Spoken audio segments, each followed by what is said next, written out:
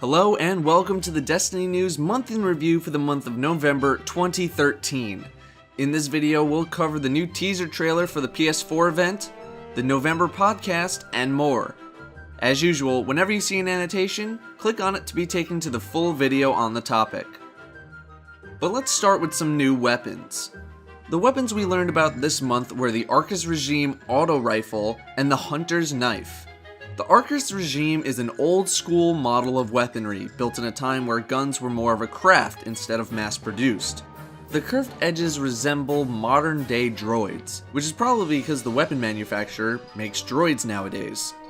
The Hunter's Knife, well, let's be honest, it's a knife.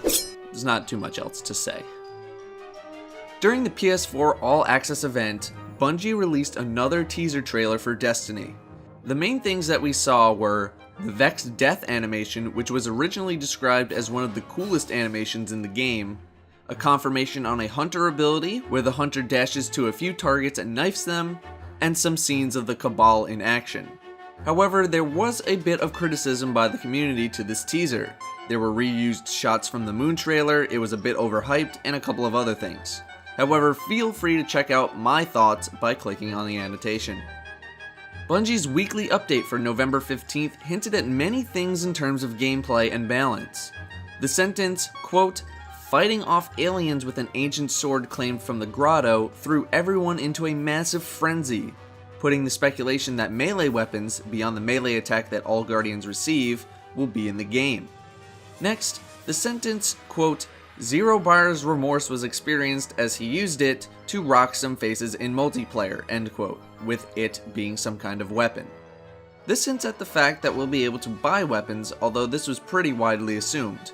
However, we don't know what kind of currency this refers to. Lastly, the weekend's PvP champion said he used the Titan, quote, "for the beefier armor," end quote. This hints at the fact that Titans might have more HP or take less damage in PvP, but none of this is confirmed.